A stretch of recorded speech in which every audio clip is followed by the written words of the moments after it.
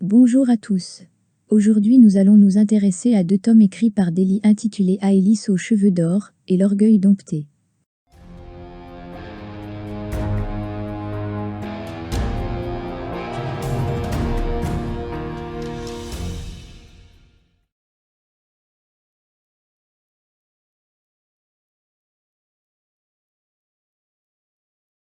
Une fillette de 6 ans aux cheveux blonds nommée Aélis traverse le parc de Croix-Givre.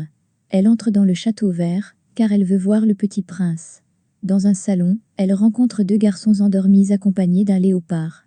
Le baron Valérien de Seldorf, puis le prince Lothaire se réveille. Valérien propose de faire fouetter la fillette par Fraggy le Kalmouk, mais Lothaire ne le veut pas. Au contraire, Lothaire veut que ce soit Valérien qui se fasse fouetter, car c'est lui qui l'a réveillée en bougeant. Dame Véronique vient chercher Aélis. On apprend que le nom complet d'Aélis est Aélis de Croix-Givre et qu'elle est la cousine du prince Lothaire de Waldenstein. Après le départ d'Aélis et de Dame Véronique, Valérien est frappé par Fraggy. Dame Véronique s'est occupée d'Aélis après le décès de sa mère nommée Adélaïde et de son père nommé Ferry. Pour son éducation, Aélis quitte le vieux château et est emmenée à l'abbaye de la Combe des Bois. Quand Aélis a 14 ans, Dame Véronique la fait revenir au vieux château. Aélis et Dame Véronique, qui sont en chemin vers le vieux château, font une halte dans une auberge. Passe alors un des équipages du prince qui devrait venir dans la semaine au château vert. Lothaire a maintenant 20 ans. Une fois arrivée au vieux château, Dame Véronique donne à Aélis une robe verte qu'elle doit porter, afin de savoir les arrangements qu'il faut y apporter. Aélis devra se rendre auprès de Lothaire s'il la demande. Se souvenant de la scène qui s'est déroulée 8 ans auparavant, Aélis n'a pas envie de rendre visite au prince. Aélis rencontre Madame Schulze, qui est la femme du régisseur. Elles se plaignent toutes les deux de l'arrivée du prince. Madame Schulze dit que le prince arrivera avec la princesse Jutta qui est sa tante, le comte Brorzen, et la comtesse Sidonia Brorzen, qui est la fille du comte Brorzen. Aélis va ensuite voir Mathias Seller qui est le garde forestier. Le fils de cet homme, qui s'appelle Johann, est malade, et la famille n'a pas assez d'argent pour le faire soigner auprès de grands médecins. Il serait tombé dans un ravin dans la forêt. Aélis ne connaît pas la cause de l'incident, qui s'est déroulé peu après son départ pour l'abbaye de la Combe des Bois. Aélis revient chez elle où Dame Véronique fait des retouches à sa robe. La jeune femme ne pense pas que quelqu'un voudra se marier avec elle, car elle se dit pauvre et pas assez jolie. Aélis va se promener dans le parc, en pensant que le prince n'est pas encore arrivé. Malheureusement, elle y rencontre le prince Lothaire de Waldenstein. Ce dernier reconnaît Aélis et lui donne la permission de venir sur ses terres. Aélis sait que Lothaire la regarde et elle note en lui de la condescendance. Lothaire amène Aélis auprès de sa tante. L'adolescente sent que plusieurs personnes, dans l'entourage de Lothaire, ressentent du dédain pour elle. Aélis n'a pas le comportement auquel on pourrait s'attendre. Cela semble amuser Lothaire. Il est captivé par les cheveux blonds et bouclés de la jeune femme. Il la compare à une dame verte qui est un personnage du folklore de la région. Lothaire veut qu'elle lui raconte une de ses histoires. Aélis commence l'histoire de la vouivre. Valérien entre, ainsi que le comte Brorzen. Lothaire rappelle le jour où Valérien s'est fait battre et s'en vante. Aélis préfère partir. Quand Aélis raconte ce qu'il vient de se passer à Dame Véronique, cette dernière pense que le prince a été bon avec elle. Aélis songe que Lothaire est mauvais et elle aimerait ne plus le revoir. Dame Véronique lui dit qu'il lui faudra bientôt changer d'avis. Un laquais vient apporter le chapeau d'Aélis, qu'elle avait oublié au château vert. Le prince lui a également envoyé des bonbons dans un coffret de porcelaine. À cause du présent, Aélis pense que Lothaire ne la voit que comme une petite fille, et elle veut rendre le coffret. Le lendemain, Aélis veut rendre visite au curé et à mademoiselle Pharamond. Dame Véronique veut qu'Aélis écrive un mot de remerciement pour Lothaire, mais la jeune femme ne veut pas le faire. Pour passer ses nerfs, Aélis va bêcher, mais Dame Véronique lui enlève la bêche des mains en lui disant qu'elle sera bientôt une jeune fille. Après être passée au presbytère, Aélis rend visite à mademoiselle Céleste Pharamond. Elle lui raconte la scène de la veille. Étonnamment, mademoiselle Pharamond donne raison à Dame Véronique. Sur le chemin du retour, Aélis rencontre Lothaire. Ce dernier souhaite qu'Aélis lui serve de guide dans la forêt le lendemain. Aélis l'envoie paître et lui dit qu'elle veut lui rendre son présent. Lothaire devient fâché puis part. Aélis pense en être débarrassée pour toujours. Après le décès de la mère de Lothaire, le prince Magnus qui était le père de Lothaire a voyagé. Il a confié Lothaire à sa tante la princesse Jutta. Le prince Magnus est décédé peu de temps après la mort de son cousin nommé Ferry, qui était le père d'Aélis. Dans un testament, le prince Magnus a légué toute sa richesse à Lothaire. Maintenant que Lothaire a 20 ans, il peut connaître les dernières volontés de son père qui sont inscrites dans un manuscrit qui se trouve au Château Vert. Il apprend que son père a promis à Ferry un mariage entre Aélis et Lothaire. Seule dame Véronique est au courant des dernières volontés de Ferry. Lothaire songe à épouser Aélis, qu'il pense pouvoir dompter. La princesse Jutta essaie de dissuader son neveu de faire un tel mariage, mais Lothaire veut se fiancer à Aélis dans 2 jours, puis se marier avec elle dans quelques années. Quand le comte Brorsen parle à Lothaire des sentiments que Sidonia a envers lui, Lothaire le menace d'une retraite. Le comte Brorsen et la princesse Jutta sont contre le mariage entre Lothaire et Aélis, et ils pensent à faire disparaître Aélis avant son mariage. Dame Véronique remet à Aélis les dernières volontés de Ferry. La jeune femme apprend que son père a arrangé un mariage entre elle et Lothaire. Elle choisit d'obéir à son père. Par une lettre, Aélis apprend que Lothaire veut honorer la promesse de son père et que les fiançailles auront lieu après-demain. Aélis se rend chez la famille Heller. Le malade est agité. Le forestier-chef rend Mathias Heller exténué, car il craint de recevoir des reproches du prince. Il est difficile de plaire à Lothaire, qui est d'humeur changeante. Ce qui lui plaît un jour, ne lui plaît plus le lendemain. Lors d'un séjour à Paris, Lothaire a rencontré le comte Sareczky et la comtesse Sareczky, qui étaient alors 2 fois disgraciés de la cour. Lothaire veut que ce soit la comtesse Sareczky qui amène Aélis au château vert pour les fiançailles. La comtesse Sareczky se rend au vieux château auprès d'Aélis, qui porte sa robe verte. La jeune femme sent de la bonté en la comtesse Sareczky. Elles se rendent toutes les 2 au château vert, où la comtesse Sareczky lui explique le protocole. Lothaire et Aélis se fiancent. Lorsque Lothaire et Aélis sont seuls, Lothaire lui demande pourquoi elle a une mauvaise opinion de lui. Aélis répond qu'elle a une mauvaise opinion de lui depuis qu'il a fait battre Valérien. Lothaire n'en ressent aucun remords. Il projette de faire le lendemain une balade en forêt avec sa fiancée. Aélis lui dit la vérité, si elle se plie à lui ce n'est que par obéissance à son père. Les 2 fiancés vont prendre la collation à laquelle Sidonia est absente, car elle a eu une indisposition. Aélis fait un malaise.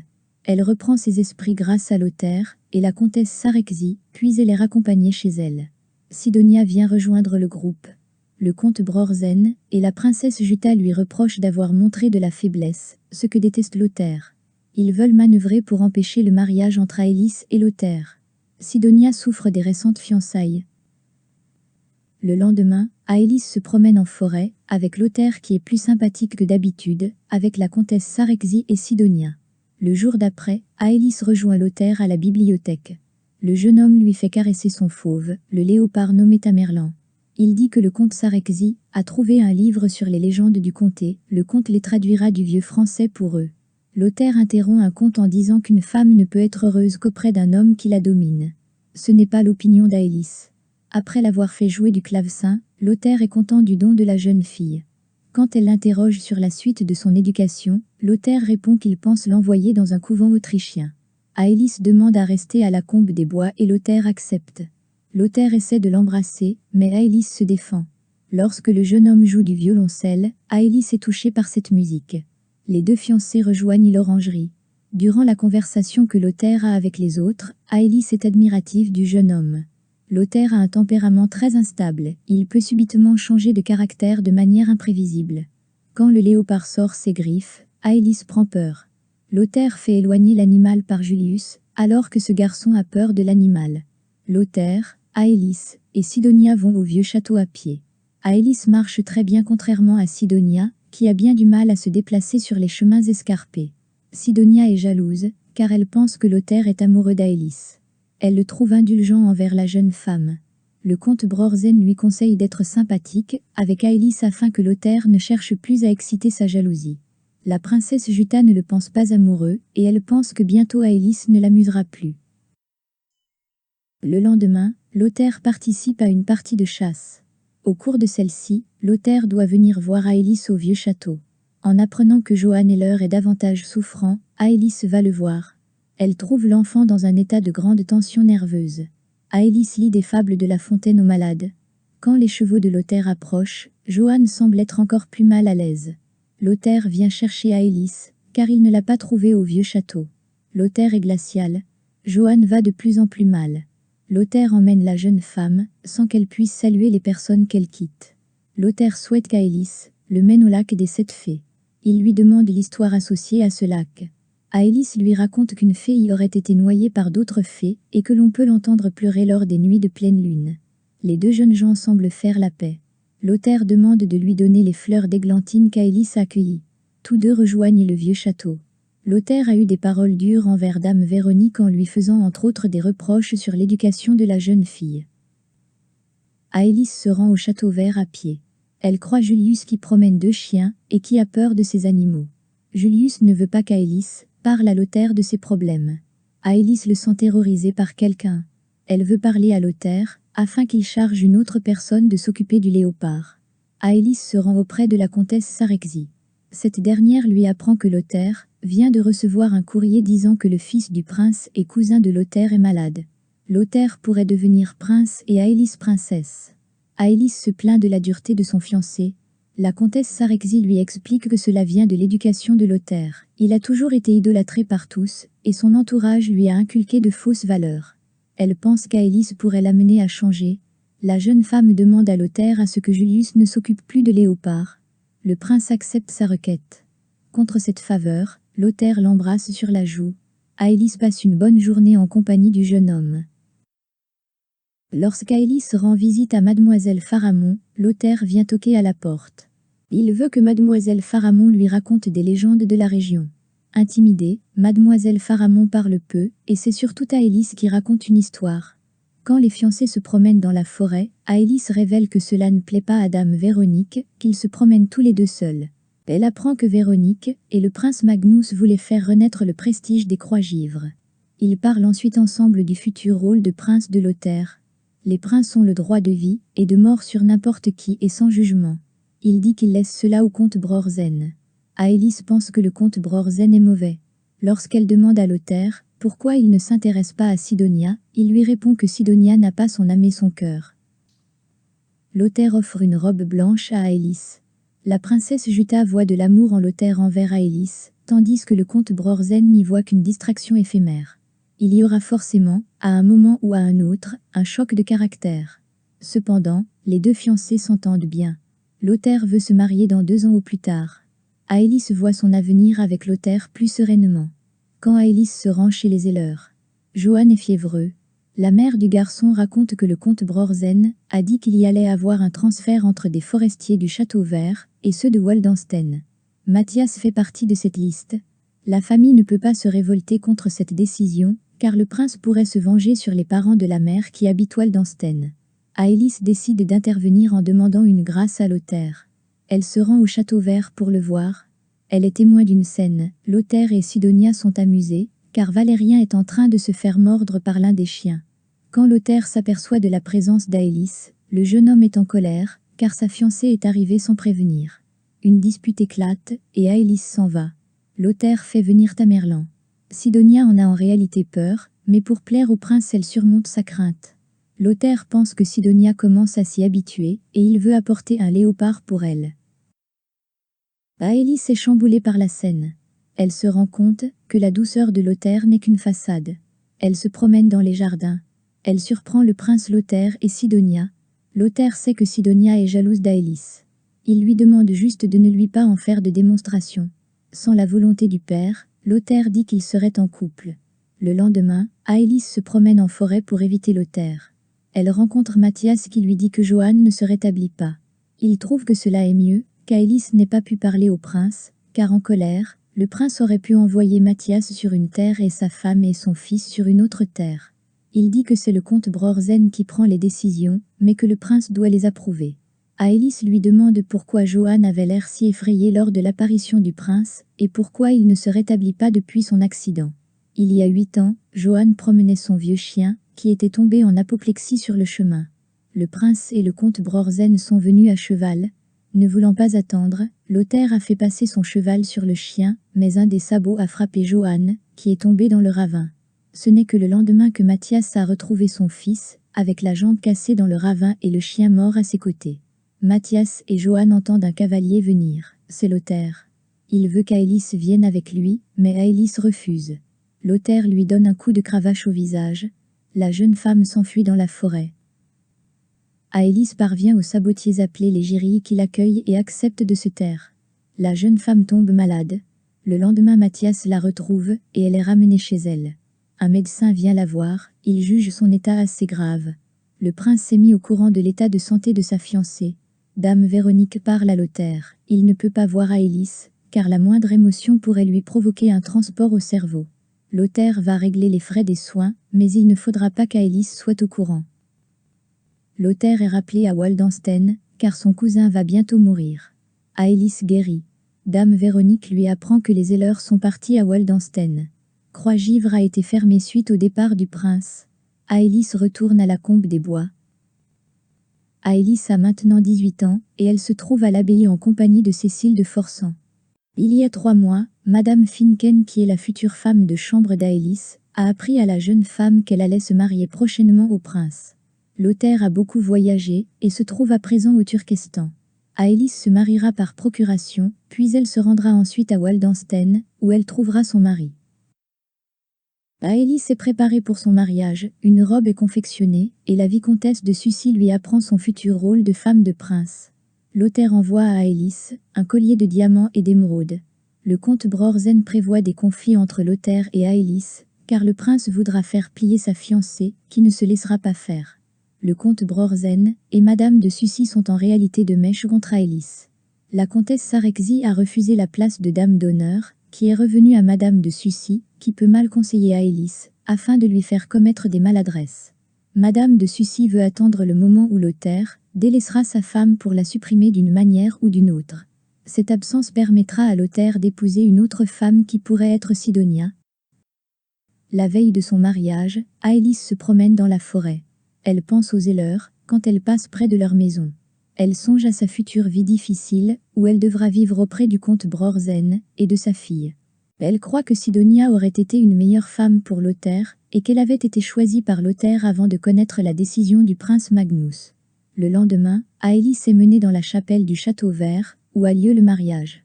Ce n'est que dans le salon des glaces qu'Aélis se rend compte à quel point elle est belle. Le comte Brorsen sait que cette beauté va apporter de la peine à Sidonia. Quelques heures après son mariage, Aélis part du Château Vert. Elle arrive à Waldenstein et au palais de Suntal. Selon le protocole, elle doit baiser la main de Lothaire, puis il doit l'embrasser. Au moment du baiser, Aélis bouge la tête et Lothaire ne parvient pas à l'embrasser. Elle rencontre les gens de la cour qui sont étonnés qu'elle sache si bien se comporter dans cette société, alors qu'elle a quitté son couvent peu auparavant. Lothaire semble peu ému de l'arrivée de sa femme.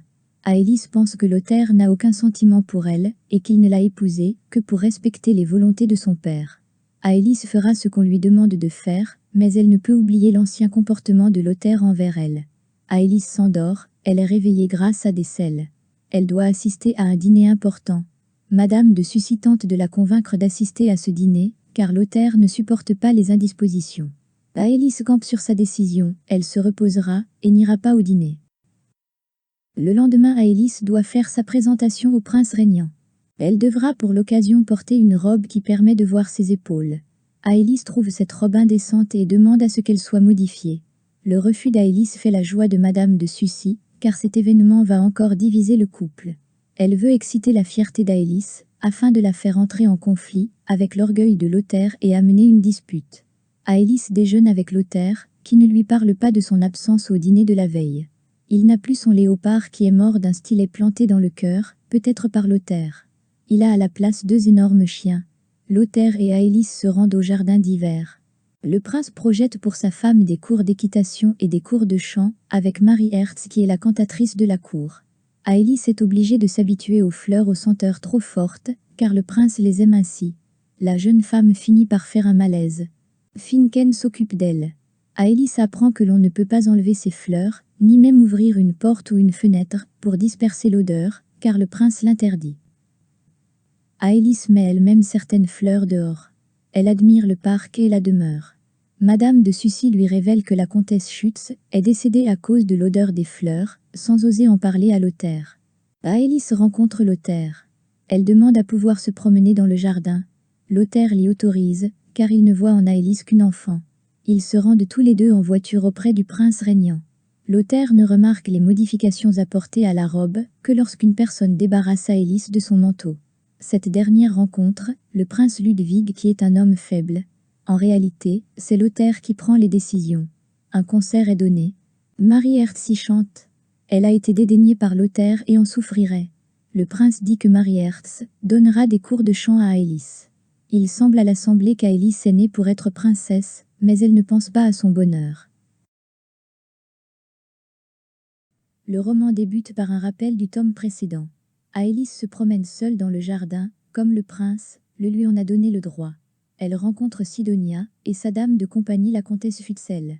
Sidonia se force à être aimable, mais en réalité elle déteste Aélis qui, trop belle, représente pour elle un danger.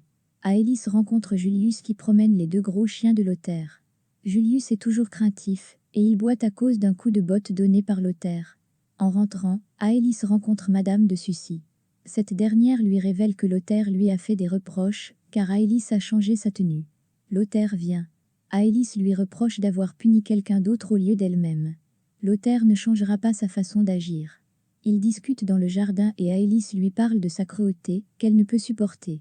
Elle demande à Lothaire à ce que Cécile, qui est son amie de couvent, soit près d'elle. Lothaire accepte. Aélis a un emploi du temps bien défini. Elle suit Lothaire à une partie de chasse. Trop bouleversée par l'Alalie, elle décide de faire demi-tour, tandis que Sidonia reste sur place. Lothaire veut essayer de corriger cette sensibilité. Au repas, Lothaire ne parle qu'avec Sidonia, et non avec sa femme. Prise d'un besoin de liberté, Aélis se rend seule dans la forêt dans le but de trouver la maison des Heller. Elle se perd. La nuit tombe. Elle parvient à une maison noire, mais quand elle appelle, personne ne lui répond. Lothaire la retrouve, et la ramène au château. Il semble inquiet, et ne lui fait pas de reproches. Il est de notoriété publique que Lothaire est proche de Sidonia, mais loin d'Aélis. Il est par ailleurs en ce moment même dans un autre château, avec le comte Brorzen et Sidonia. La comtesse Sarexy fait rencontrer à Aélis sa petite fille appelée Madame de Villerenne. Quand Aélis demande à voir les deux enfants de Madame de Villerenne, Madame de Sucy dit que Lothaire n'accepte pas les enfants à Sennetal. Aélis reçoit une supplique d'une mère pour son fils qui va être condamné à mort, et qui demande une grâce. Aélis se renseigne sur la culpabilité de cet homme. Lothaire revient. Le comte Brorzen dit qu'il a été fatigant de suivre Lothaire, qui a été sujet à des sautes d'humeur. Sidonia et son père pensent que Lothaire déteste Sidonia et préfère Aélis. La princesse Jutta pense que ce n'est pas le cas. L'enquête sur le condamné à mort démontre qu'il s'agit d'un homme faible, qui a été entraîné par un être plus fort que lui. Aélis reçoit une leçon de chant de Marie Hertz. Elle rencontre Lothaire qui les complimente toutes les deux. Aélis transmet à son mari la supplique. En argumentant, Aélis parvient à ce que Lothaire change la peine de mort en une peine de prison de 5 ans. Aélis parle à Lothaire de Madame de Villerenne et de son souhait de voir les enfants de cette femme. Lothaire lui permet de les faire venir. Elle lui demande également des lectures sérieuses, mais Lothaire est contre ce projet, car le non-accès à la connaissance des femmes les rend plus soumises à l'homme. Le lendemain, Aélis fait une promenade à cheval avec Lothaire, Sidonia et Valérien. Aélis demande des informations sur la Maison Noire. Il s'agit du château des Tristes Dames, qui est surveillé par un gardien. C'est une prison où les princes enfermaient leurs femmes, qui n'étaient pas assez soumises, ou qui ont fait une faute. Les ancêtres de Lothaire utilisaient la violence pour faire fonctionner leur foyer. Au moment de rentrer, ils rencontrent Julius qui promène les chiens. Les animaux parviennent à s'échapper et vont vers les chevaux. La jument d'Aélis se cabre. Julius ne s'occupera plus des chiens. Tandis qu'Aélis est dans la rotonde, Julius la supplie de l'aider. Fragi va le battre, car il a laissé s'échapper les chiens. Aélis l'enferme dans la bibliothèque et se rend dans l'appartement de son mari. Lothaire accepte que Julius ne soit pas battu. Il ne fera plus partie des domestiques de Lothaire, mais de ceux d'Aélis. La jeune femme lui fera voir un médecin, car Julius a un air maladif. Cécile vient à Sennetal. Son amie est ravie de la revoir, mais Aélis note une admiration de Cécile envers Lothaire. Ce dernier s'absent pour aller auprès du prince régnant. Aélis en profite pour faire amener les deux enfants de Madame de Villerenne, qui s'appellent Gisèle et Jacques, et qui ont respectivement 3 ans et 2 ans. Aélis se promène avec les enfants dans le parc, puis joue à cache-cache. Avec les enfants, Aélis oublie ses soucis. Lothaire les surprend. Il n'est pas en colère, mais il est admiratif d'avoir retrouvé l'Aélis de Saint-Givre. Il la regarde depuis 20 minutes. Lothaire la recoiffe. Aélis pense qu'il a déjà fait cela avec Sidonia, et elle fait un mouvement pour se dégager de Lothaire. La princesse Jutta et Sidonia sont contrariées par l'image idyllique du prince, de la princesse et des deux enfants. Le prince invite Madame de Villerenne, la comtesse Sarexy, et les deux enfants à revenir à Sennetal. Il s'inquiète du fait qu'Aélis puisse avoir froid et va faire chercher un vêtement. Ceci attise la colère de Sidonia et de la princesse Jutta. Cela confirme ce que Sidonia savait déjà, le prince est amoureux d'Aélis et est dangereuse pour elle. Julius a été placé dans une chambre et est soigné. On apprend que Julius est orphelin, a été placé chez un garde-chasse, puis a travaillé sous les ordres du comte Brorsen, qui a été dur envers lui. Lothaire propose à sa femme de l'emmener avec lui à Vienne auprès de l'empereur et de l'impératrice. Elle ne veut pas, car elle craint de faire des erreurs, comme lorsqu'elle a joué à cache-cache avec les enfants. Quand Lothaire lui embrasse ses boucles, elle se retire vivement, ce qui déplaît à Lothaire, et amène encore à une dispute. Lothaire va partir. À son retour, Aélis devra dire si elle veut être sa femme ou si elle souhaite une annulation du mariage. Trop bouleversée, Aélis ne suivra pas le cours de chant de Marie Hertz. Cependant Lothaire demande à Marie Hertz de chanter pour lui. Aélis reconnaît un chant d'amour. Lothaire amène Marie Hertz dans le jardin et lui offre des roses. Aélis se promène dans les jardins. Elle rencontre Julius qui lui dit avoir vu une femme prisonnière dans le château des Tristes Dames lors de sa promenade en forêt. La prisonnière ressemble à la femme du prince Magnus. Aélis et Julius se rendent au château des Tristes Dames, mais cette fois-ci, ils n'y voient personne. À son retour, Lothaire rencontre Aélis. Quand elle lui dit qu'elle a été en forêt, Lothaire lui interdit de sortir seule. Une nouvelle dispute éclate. Avant son départ pour Vienne, Lothaire a eu un caractère difficile avec tout le monde. Aélis n'ose plus lui faire la moindre demande. Lothaire parle à peine à sa femme. Aélis se rend à l'opéra où Marie Hertz chante. Lothaire félicite la chanteuse chaudement. Il lui offre un collier en rubis. La jeune mariée reçoit encore une supplique. Elle la transmet tout de même à son mari, qui refuse de donner une grâce. Aélis rencontre le comte Schutz, qui demande un agrément auprès de Lothaire pour un remariage. Lothaire refuse la requête de cet homme, car la femme est prussienne. La princesse Jutta s'occupe d'une représentation de comédie. Une des filles ne pourra pas jouer son rôle et la princesse Jutta veut que Cécile la remplace. Aélis est contre ce projet, mais les autres personnages insistent. Lothaire autorise Cécile à jouer dans la pièce. Le lendemain, Aélis est présente lors de la chasse à court de Lothaire. Ce dernier veut que sa femme assiste à la chasse à court dans son entièreté. Aélis est témoin de l'agonie d'un Dicor. Au déjeuner, Aélis interroge le comte Sarexy sur les éleurs. Elle apprend qu'ils sont dans une partie reculée de la forêt. Le fils est toujours souffrant, la mère est devenue malade, et le mari doit travailler avec un chef qui est dur avec lui. Il serait non loin du château des Tristes Dames. Aélis se rend chez la princesse Jutta pour la représentation. Cécilie a un rôle de bohémienne. Elle joue fort bien. Lothaire arrive et assiste à la représentation. Une fois la pièce finie, Lothaire félicite Cécile. Le chambellan informe Cécile que le prince régent l'a choisie pour une danse. Aélis reste à la réception malgré sa fièvre, car elle ne veut pas que l'on pense qu'elle s'en va par jalousie envers Cécile. Aélis en veut aux autres personnages de griser Cécile, qui vient juste de sortir d'un couvent. La devinant malade, Lothaire dit à sa femme de se retirer. Il danse avec Cécile. Aélis a une bronchite. Elle aimerait que Cécile retourne à la Combe des Bois, mais le comte Sarexy lui apprend que pour partir, Cécile a besoin de la permission de Lothaire. Pour éloigner Cécile de la cour, le comte propose que Cécile devienne la lectrice de sa femme. Aélis raconte au comte la découverte de Julius. Le comte Sarexy pense que ce peut être la princesse Stéphanie, qui est la sœur aînée de Lothaire. Elle serait morte de maladie lors d'un voyage en Hongrie, alors qu'elle résidait chez des amis du comte Brorsen. Il est possible que la princesse Stéphanie soit encore en vie.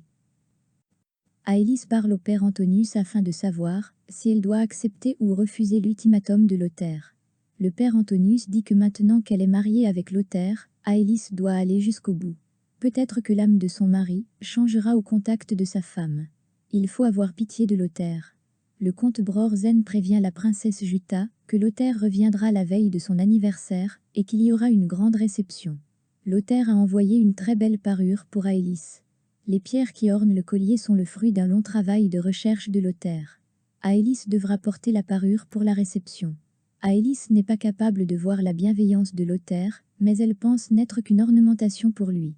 Elle se promène près du château des Tristes Dames avec le comte Sarexy, mais ils ne voient pas Stéphanie et n'aperçoivent que le gardien. Le comte ne sait pas exactement où se trouvent les Heller, il espère s'y faire conduire par un forestier et retrouver ensuite le chemin seul. Jacques demande à Aélis de lui raconter une histoire. Elle lui narre un conte de fées de la forêt de Croix-Givre. Elle invente une histoire avec des dames vertes. L'auteur est de retour de son voyage. Il raconte une histoire aux deux enfants à propos de brigands et de captives. Il a l'air de prendre plaisir à narrer une histoire aux enfants. Il leur a apporté 2 boîtes de bonbons. Il dit que la reine de Naples veut que Sidonia fasse partie de ses demoiselles d'honneur. L'auteur a accepté sa demande. La reine a un projet de mariage pour Sidonia. Le comte Brorzen va bientôt se débarrasser d'Aélis, avec l'aide de Marcus, qui est le gardien du château des Tristes Dames.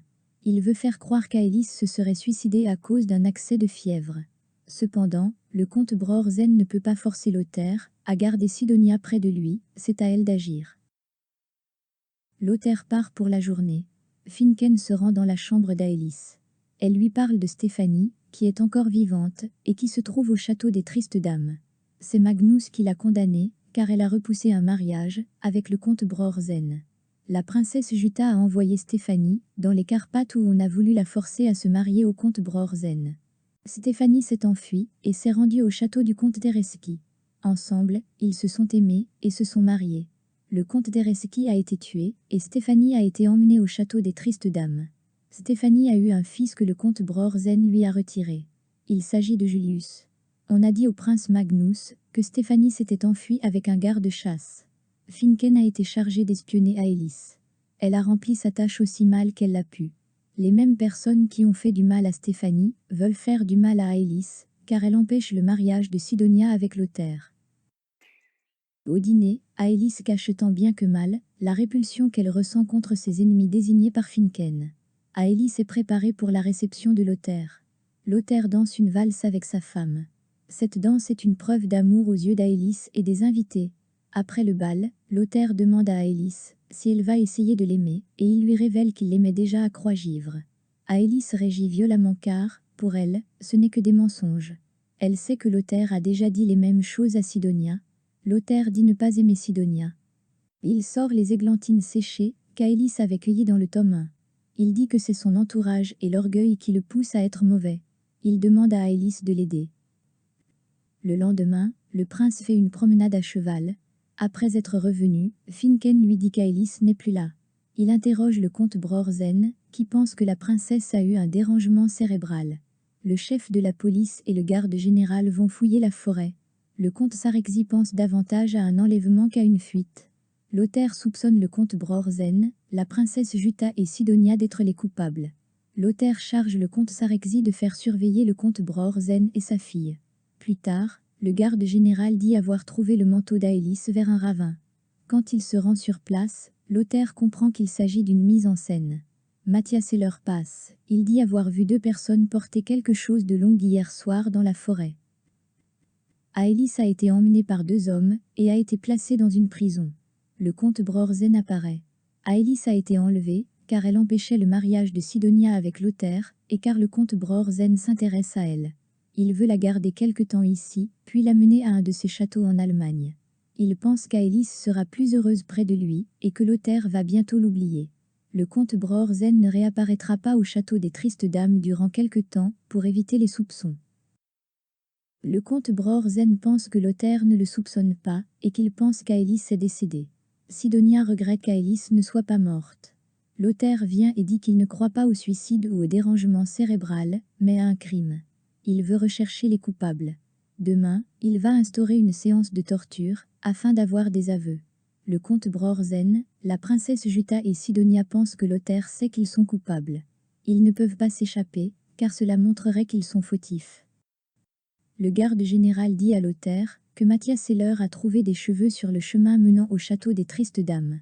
Finken raconte à l'auteur ce qu'elle sait sur Aélis et Stéphanie.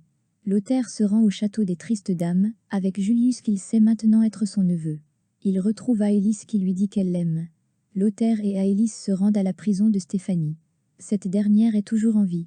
Elle apprend que son fils, qu'elle avait appelé Joseph et Julius. Aélis et Stéphanie sont ramenés au château en voiture. Le comte Brorzen est pendu. La princesse Jutta est enfermée dans le château des Tristes Dames. Sidonia et Madame de Sucy vivent quelques années en prison. Lothaire et Aélis passent leur lune de miel au château de Rosberg. Stéphanie et son fils s'apprivoisent. La famille Heller est récompensée et Johann Heller est soigné. Aélis et Lothaire vont en France et se rendent dans le cloître d'Aélis et à Croix-Givre. Ils y retrouvent Stéphanie et Julius, qui sont en meilleure forme. Un soir de clair de lune, Lothaire mène Aélis au lac des 7 fées pour y voir la fée qui pleure. Pour Lothaire, la seule fée qui existe est Aélis. Les 2 tomes font partie des vieux romans à l'eau de rose. Cependant, Dely a ajouté quelque chose de spécial, que l'on retrouve rarement dans les bibliothèques roses. Les 2 amoureux se détestent. Le premier tome intitulé Aélis aux cheveux d'or correspond à la période qui va de la première rencontre d'Aélis, avec Lothaire au début d'Aélis à Suntal. Le second tome, L'orgueil dompté, va des différends entre les 2 époux à Suntal à l'entente après l'enlèvement d'Aélis. Dans ce roman, la cruauté côtoie la bonté. La férocité est représentée par Lothaire, par la princesse Jutta, par le comte Brorzen et par Sidonia. La bonté trouve ses représentants parmi Aélis, Lullius, les Heller, le comte et la comtesse Sarexy. Seul Valérien est à la fois victime et persécuteur. La tyrannie est de famille chez les Waldensten. Par exemple, les aïeuls de Lothaire enfermaient dans le château des Tristes Dames les épouses insoumises. Un autre exemple est le père de Lothaire, qui semblait être un homme juste mais également sévère. Il a fait enfermer sa fille dans le château à cause de fausses accusations. Il y a plusieurs raisons qui expliquent pourquoi Lothaire est un homme sévère. Tout d'abord, son caractère peut provenir de sa lignée. Son tempérament peut avoir pour cause son pouvoir. En étant prince, il a le droit de vie ou de mort sur de nombreuses personnes. Une autre explication est que cela est inné en lui. Lothaire était déjà cruel et injuste en étant enfant. Au tout début du premier tome, il fait fouetter Valérien, alors que c'était Aélis qui avait pénétré dans la chambre. Une des dernières raisons de ce caractère provient du fait que Lothaire a un entourage qui l'a formé tel qu'il est. La faute en revient à la princesse Jutta, au comte Brorzen et à Sidonia. L'erreur revient aussi aux autres personnes, qui se sont toujours soumises à ses désirs. Une femme est même décédée d'avoir respiré les fleurs trop parfumées de Lothaire, sans oser rien en dire. Aélis ne se marie pas pour son plaisir. Elle le fait par obéissance pour son père maintenant décédé. Pour ce qui est de Lothaire, c'est un peu plus flou. Lothaire respecte la volonté de son père, mais il dit dans le tome 2 être tombé amoureux d'Aélis lors de son passage au Château Vert. Lothaire peut être aimable, il accorde plusieurs droits à Aélis auxquels d'autres femmes n'ont pas eu accès, il s'inquiète pour elle, il semble captivé par ses cheveux. Lothaire peut manifester de la gentillesse, mais il est aussi parfois cruel. Aélis en déduit que Lothaire est seulement cruel, et qu'il n'est aimable que par du prix. Pensant cela, Aélis se méfiera des instants durant lesquels Lothaire est tendre avec elle. Car Aélis ne se laisse pas faire durant ces moments-là, Lothaire est furieux. Si Aélis avait eu la bonne vision des choses, c'est-à-dire que Lothaire est un homme bon, la mésentente n'aurait jamais eu lieu. La mésentente est là à cause de l'idée faussée d'Aélis, mais aussi à cause de leur caractère respectif. On dit que Lothaire est un homme orgueilleux, mais Aélis est également orgueilleuse. On devine aisément la difficulté que peuvent avoir 2 êtres ayant ce même défaut pour s'entendre. Lothaire est également imprévisible et brutal. Aélis est jalouse de Sidonia, de Marie Hertz et de Cécile. Une troisième raison est l'entourage du prince qui pousse les 2 jeunes gens au désaccord, puis vers la rupture, et vers le divorce. C'est essentiellement le cas de la princesse Jutta, du comte Brorzen, de Sidonia. Cependant, pensant pendant longtemps que Lothaire ne pouvait pas aimer quelqu'un ou se basant sur les goûts volatiles de Lothaire, ils ont longtemps laissé faire.